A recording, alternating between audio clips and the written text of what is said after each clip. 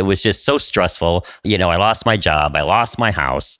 I'm in the hospital. I have to go back. They tell me I have to put a stent in.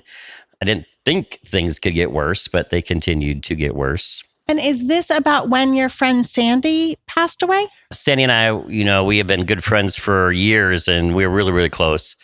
And then she got diagnosed with cancer, and it was quick from diagnosis to her passing away. It seemed so sudden, and it was a huge impact on me. We were very close, and that was the tipping point for me to where I don't think I can really.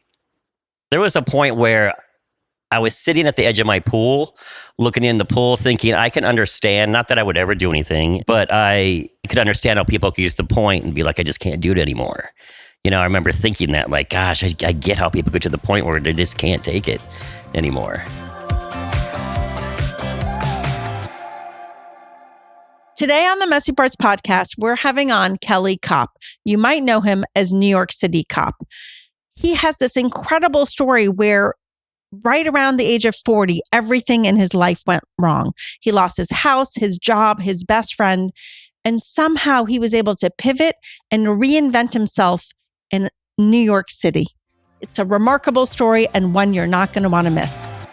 Kelly, I can't thank you enough for coming on. You and I got to know each other when you actually came to cover The Longest Table, which, Right. is an event that we've been doing here in Chelsea to gather neighbors just to connect them over a simple lunch. Right. And we got to know each other really through DMs because I Correct. don't even know if I met you in person because there was like 1,000 people at the potluck. Right. So let's start from the beginning because Right. you grew up in Florida, in Orlando, the land of Disney. A lot of people don't know this, but I was born in Iowa. But we moved to Orlando, while I was in school. So most of my life was Orlando before New York. I actually worked at Disney for a while. And so you told me earlier that you wanted to go into hospitality. Correct. Which would make sense, right? Because it's such a big part of the industry, I would imagine, in Orlando. Yep. And that's what I did. And I was a manager at Planet Hollywood in Orlando, a Disney property, for about 8 years. I really enjoyed it.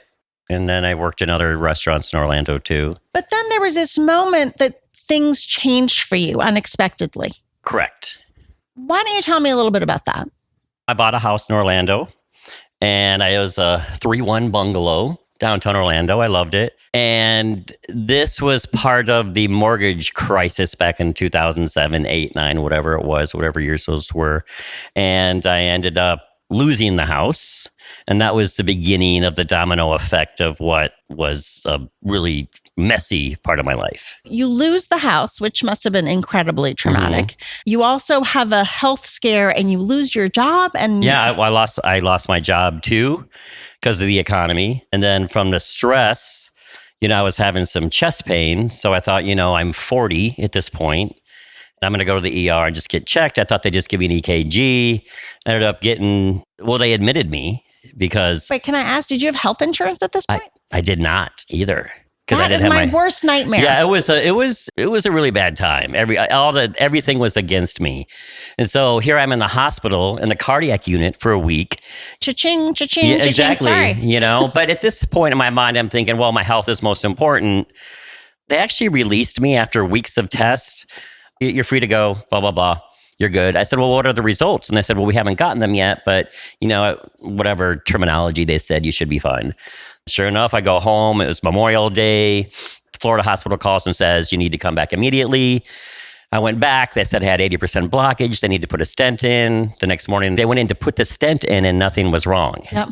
So I don't even know how that happened. So it just seems like everything in my life was just worst case scenario, even though my heart was okay in a sense, but it was just so stressful. I lost my job. I lost my house. I'm in the hospital. I have to go back. They tell me I have to put a stent in. I didn't think things could get worse, but they continued to get worse. And is this about when your friend Sandy passed away? Sandy and I, we have been good friends for years, and we were really, really close. And then she got diagnosed with cancer. And it was quick from diagnosis to her passing away. It seemed so sudden as well. And it was a huge impact on me. We were very close. And that was the tipping point for me to where I don't think I can really... There was a point where I was sitting at the edge of my pool, looking in the pool, thinking I can understand, not that I would ever do anything, but I could understand how people could use the point and be like, I just can't do it anymore. I remember thinking that, like, gosh, I get how people get to the point where they just can't take it anymore. How did you find your way out of what sounds like a pretty dark point? I had been to New York previously and I really loved it. And Sandy, she taught me to live. And she taught me life is short because I still, in our early 40s, I felt I was still pretty young at that point.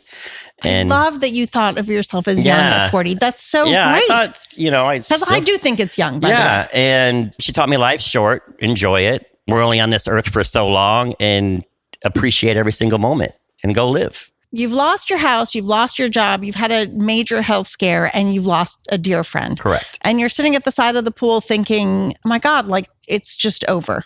How do you then pivot to saying, I learned this lesson from Sandy and I'm going to, of all places, decide to go to New York, which we know is not easy. Something changed in me and I thought, you know what? I've been through a really rough time. I'm going to go to New York and just start over. I had visited one time. I loved it. And I had friends also who lived here too. So I thought, I'm going to figure it out. I'm just going to do it and go do what I need to do and live life. And I did. When had you visited New York before?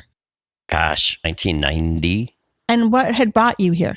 I was on the Ricky Lake show with my twin brother.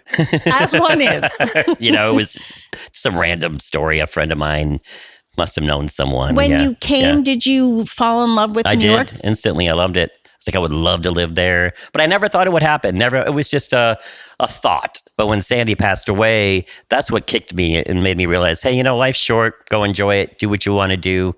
Go move to New York. Did you sell everything and then buy a one-way ticket? Yep. It's like a movie. Yep. Just got rid of everything, gave stuff away, sold stuff, and moved to New York with a suitcase. Walk me through what that first week was like. I was staying with friends on their couch. And I was happy to be here. I felt... Scared? Not at all. Not scared at all. When Sandy passed away, she kicked me, said, go live your life. I was just determined to make it work in New York City. And I felt it would, and I had no question. Did you have a plan for what you were going to do once you got here? Yeah, I was going to go back to school too. I was proactive and actually had signed up for school here at the John Jay College here. And I was going to go back for forensic psychology and was hoping to be a photographer, maybe for the NYPD for crime scenes and things like that. Like a Law and Order episode. Yeah, exactly.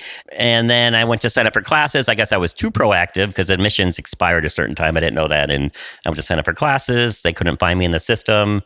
And that was a little kick to me because I couldn't sign up for classes. I had to wait again. That was actually a good thing too, because I actually started taking photos here in New York City.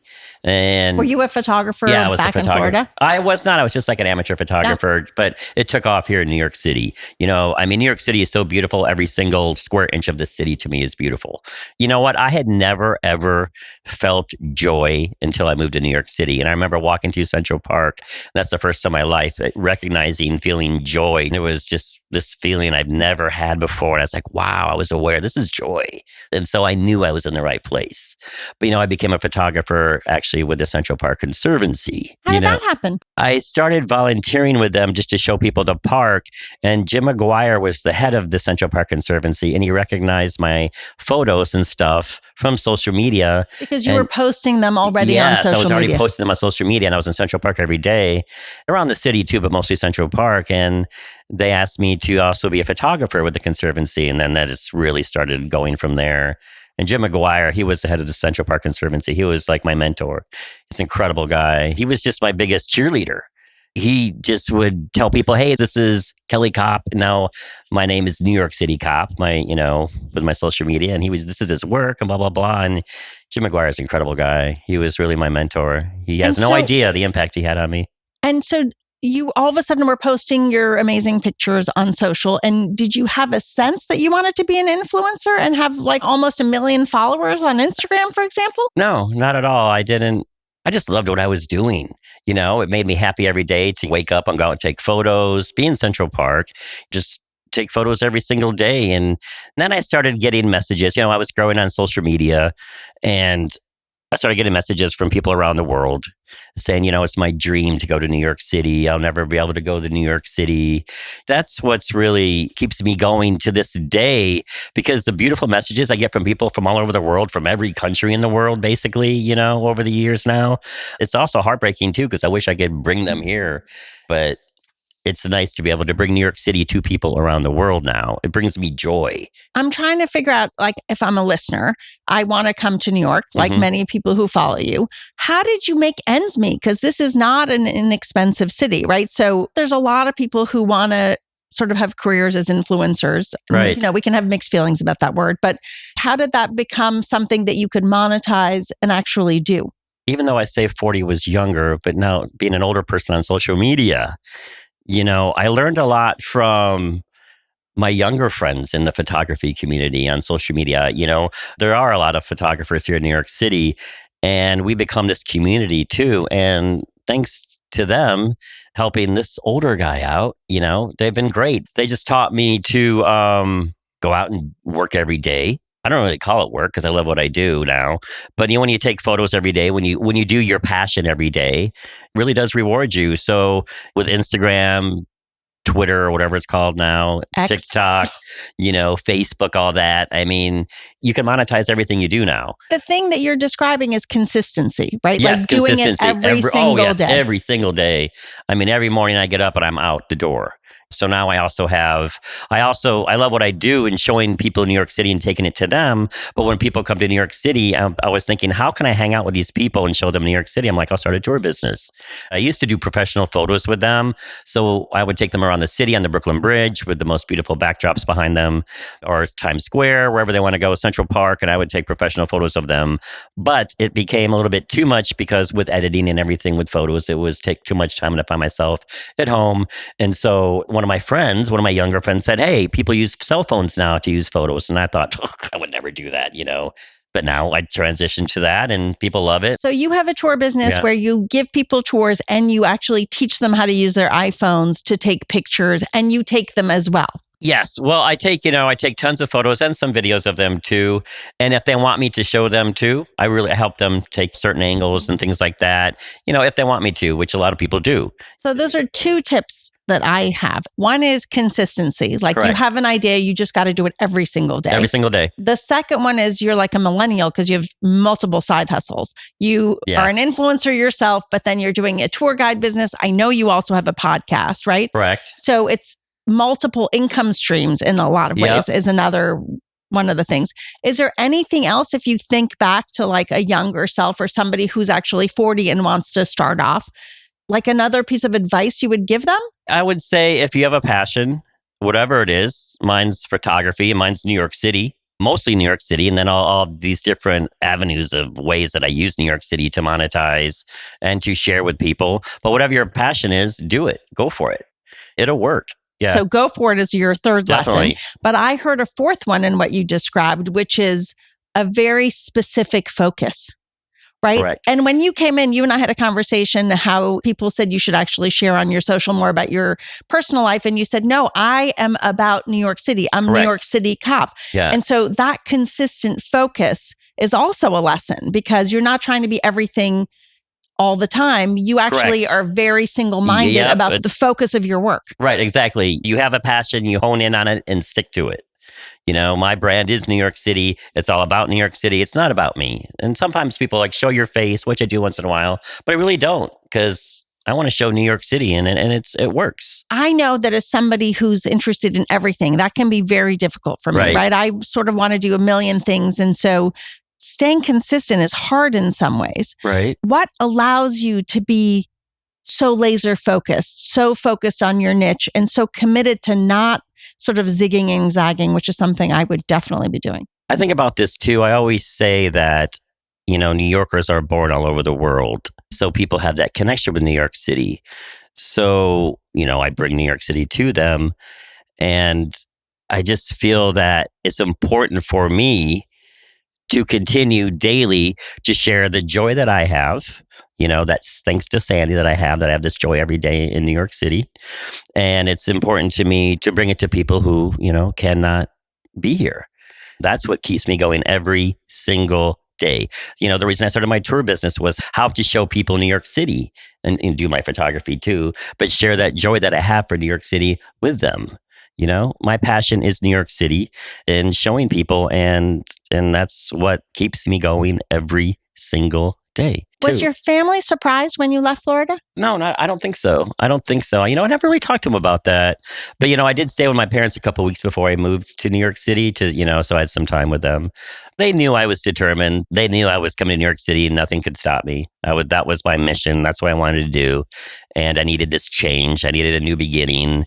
And I really wasn't sure. I had no idea. If I could look back today, sitting on this couch with you, I wouldn't believe that I would be where I am today. I was in Orlando, what I thought was moving up in my career with Planet Hollywood too.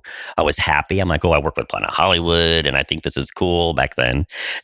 So, I was working in Miami a couple of times too with them. And then my life took a turn and now here I am in New York City following this passion I didn't know that was in me, that actually Sandy kicked me and made me see this passion that I have. So there's so many great lessons in that. But I want to come back because I think that you described a pretty difficult experience that led to you moving to New York. Correct. And I wonder if you think back to those early moments where you were trying to make your way. Because I know the job market is difficult. People are going through all kinds of transitions at a young age, mid-career, later in their life. I think about that for myself, right? I think when I reflected back, because I had to do a TED Talk, sometimes you need a moment like that or a moment on the couch. I realized, really thanks to a neighbor, that I look at obstacles as an obstacle course. So that allows me to not be thrown by them, but to almost think of them as a Rubik's Cube, like it's a game I'm trying to solve. When you look back at those moments that were difficult, because that's a pretty remarkable pivot that you were able to make. Right. Like, are there any lessons that people can take back from your experience? I just think you just have to get through those bad experiences to see the joy in life, because it is there. Because I didn't see the joy in life while I was going through it. But once I came out of it, I found my joy in life. It does happen. You just have to keep moving forward. You have to find your passion and follow it, and then things will work out. But you must have had fear. There had to have been a moment where you were like, oh my God, this is just too much. Oh, in Orlando, definitely. It was too much. Definitely. I had fear. But once I moved to New York, I didn't. How did that fear just go away? I don't know, because I found I was in a place I was supposed to be. I felt I was where I should be. I felt that, this is what I should be doing. And 100%. Did you find community when you arrived? Like, did you find a group of people that sort of made you feel like you belonged? Not right away. I was just kind of finding my way in New York City. And then it just kind of evolved through my photography and talking to other photographers across social media and becoming good friends with other photographers and hanging out with them and finding this community that is wonderful, and supportive, and everybody's so happy. And when everybody's doing their passion and has that commonality, there's no space for negativity either. And that's a really nice place to be too, with all these people who are positive and, inspiring to be around. But it's an interesting thing, because if I think about photography, I think in a lot of ways the iPhone sort of disintermediated the photography business. I mean, I know lots of people who were photographers before the iPhone. And when that came, all of a sudden their business dried up and it changed, right? Here, you naturally pivoted into the iPhone and you're leaning in here. I did actually. Yeah. It was seamless actually. So, I mean, you were willing to sort of learn this new thing, and you weren't so tied to the old thing that it was hard for you to sort of let it go. I still do prefer my professional camera, but I mean, with where we are today with technology, the cell phone, does what it can do. It does the job. So you were adaptable. Adaptable, right? Definitely. I think that's a key word too, is to be adaptable, for things to succeed as well, is to see the changes with technology and, as time evolves, how the world evolves, and to be easily adaptable and mutable and go with that. I think that's important too. Oftentimes people, as they get older, they become set in their ways and it's more difficult for them to learn new things, right? Correct. What do you think it is about you that allows you to be open and sort of pivot in that way? I always try in general to be willing to learn and open-minded about life in general. And so I guess that falls into every category of my life. I think that's just my personality where I'm open to learning new things when it comes to my passion and being better at that and being better with people. I think we're always learning every day about all of our facets in life. So I think to be open-minded and to be a better version of ourselves every day is important. So now AI is coming into the Mhm. field, right? And then Mhm. that's beginning to disintermediate photography in a different way. Mhm. How do you sort of keep abreast of all the new things now, right? Oh, I'm learning about it too. And I love AI. I absolutely love it. I think it's one of the most useful tools right now for me, what I do in social media. It's easily accessible to get information and history about New York City and things like that. And I love it. I love it right now, learning about all the AI. You don't worry about it sort of taking your job away. No, I don't. Don't even think about it. I actually was showing ChatGPT to a friend who Yeah. was a speechwriter, and he was like, "Oh my God, I'm so glad I'm at the end of my career because this would take my job away," right? He wasn't interested in trying it. He was just sort of overwhelmed by the whole experience. How come that doesn't happen to you? I don't know. I think it's interesting to learn. It's fun to learn new things. And, AI, in a sense, with photography is threatening because AI can create this image and everything. But I think that still the original image is what's important. I don't think AI would really take that away. It's going to be helpful, but I don't think it'll really take away from photography. We'll see. What AI tools have you discovered that really excite you? Well, I mostly use just ChatGPT. I love ChatGPT. I think all that information that you need right there gives you that tool to explain things I can learn a lot about history quickly. I can learn about, it's your fingertips, anything about New York City. I just love ChatGPT. It just really helps with information, 'Cause you're adding to using my it. captions on my photos and things like that. So when you look ahead, you have this moment where you pivoted and you thought, I'm coming to New York, and that really became a transformative moment. It really has defined a whole new chapter for you. Yeah. As you look ahead, do you have a sense of where you want to go? I do, yeah. I want to continue my photography. I want to continue to grow my brand here in New York City, continue to bring New York City into everybody's homes every day around the world. Whatever else I can bring into that, I will. There's going to be other things I'm sure that I learn that I can bring into what I've created. And I'm just going to continue to be doing what I do, the New York City Kopp brand. How many years have you lived here? 12. What do you love about New York? Everything. What does that Everything. mean? Yeah. I love the people. First and foremost, I love the people. I love being on the subway every day and sitting in this diverse group of people from all over the world that live here and also are visiting this city. We get on each other's nerves, but at the same time, we have each other's backs all the time too. People think of New York City as their home all over the world because they've seen movies, they've seen films and everything, and it's their dream to come here. So when people come here and they experience it, the electricity of walking through Times Square, the joy of walking through a snow-covered Central Park, and of how peaceful and calm it is in the center of the city. There's so many things about New York City that it's endless to describe what I love about this city. What's one misconception you think people have about New York? People think that it's constant chaos and danger here, which it's not. We live here in this city. We ride the subways. No city's perfect. But for the most part, it's a beautiful city. For the most part, it's pretty safe. And that's what I love about doing my videos is what you see with my social media, my photography, my live videos is what you see is what you get. I'm showing the real New York City. I'm not hiding anything. I don't have an agenda I'm going to prove people wrong. I just go out every day and show what my heart sees in New York City. It's What's amazing. a borough you like outside of Manhattan? A borough that I love outside Manhattan. Gosh, I love them all equally, but Like your children. yeah, I like the Bronx. Why? I can walk over the High Bridge What is the High Bridge? The High Bridge is this 100-year-old bridge that connects Manhattan to the Bronx. And I can walk over what is the Harlem River, which the East River turns into the Harlem River. And I can walk over the High Bridge and walk over to Yankee Stadium. And I can see the, people in line or getting ready to go to a game. I can walk over to the Joker's stairs where that movie, The Joker, was filmed. And I love the energy in the Bronx. I love a lot of the street art all over the Bronx. That's the birthplace of hip hop too. I think it has just a lot of really rich culture in the Bronx. I really love that borough. You might have needed to have been a history major. So in the last 12 years, I mean, we definitely heard about the messy parts of times in Orlando. Mhm. Have there been messy parts in this 12-year period? I mean, it hasn't been, 100% smooth sailing the entire time. It takes a lot of work. It takes a lot of determination.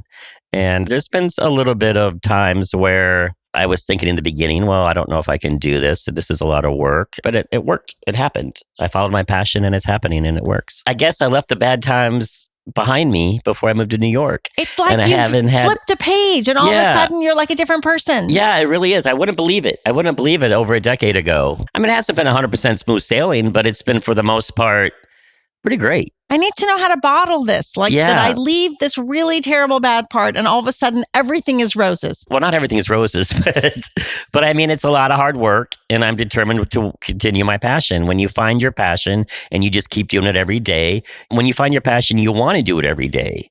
And like I said, no matter what it is, it doesn't have to be photography. It can be anything. Once you find your passion, I think you just go for it and keep doing it and keep pushing at it. Pretty much everyone who sat at this couch keeps at it. Even when they trip, they just keep at it. You just and keep going every day. definitely work hard. Mm-hmm. But they seem to have tricks for how to find their way out when they fall into the hole. Because, we all have bad days. Right. Is there sort of a trick you have when you have a bad day? Or Anna Gasteyer, we were having the conversation about her, and she was saying how she gives herself 24 hours to feel bad, sort of wallow in it, and then find her way out. Right. That's a really good thing to talk about, because sometimes I do have to motivate myself. What I do is I just read some motivational books or something. I'll try to watch something that's motivational, or I'll find something that's motivational on social media that I'll watch that, that'll kick me out of this little bit of a funk that I'm in that day. And then it'll push me and I'll go out and do it. What's an example of that? Just, there's a lot of motivational people that I follow on social media.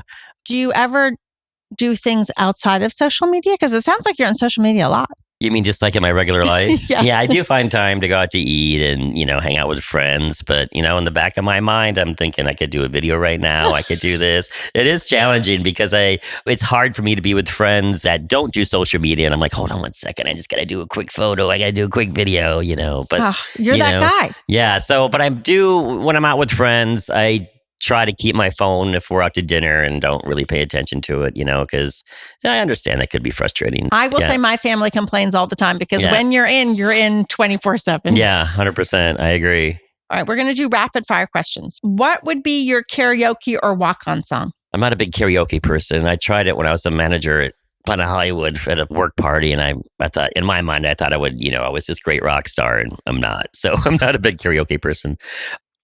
I would say Living on a Prayer by Bon Jovi. At least it comes out strong right away, the music, and then the lyrics, pretty good. Food you'd bring to a potluck or the longest table? I bring a banana pudding from Magnolia Bakery. Okay, that is the best banana pudding. Isn't that amazing? Yeah. Amazing. What is an alternative career you might have had, if not the one you have today? I always wanted to be a newscaster, or maybe like Casey Kasem Top 40. That's taking people back. I don't know. I miss Casey Kasem Top 40. I think it'd be a fun job. I love Top 40. Yeah. What are you reading, listening, or watching? I am on the last episode of The Gilded Age. I cannot get enough of that show. Cannot get enough. I'm addicted to that show. What I love about it is it's, fictional characters, but the background stories are all true. So you're learning about New York City. So it's really interesting. I love it. Absolutely love it. What would somebody be surprised to learn about you who knows you a little bit? I may have mentioned this earlier, but I'm an identical twin. What is one piece of advice that you would leave everybody with?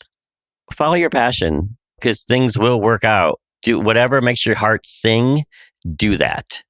That's the bottom line. Whatever makes your heart sing, do it. I want you to go back to that moment you were sitting poolside in Florida after you'd had so many things go wrong, right?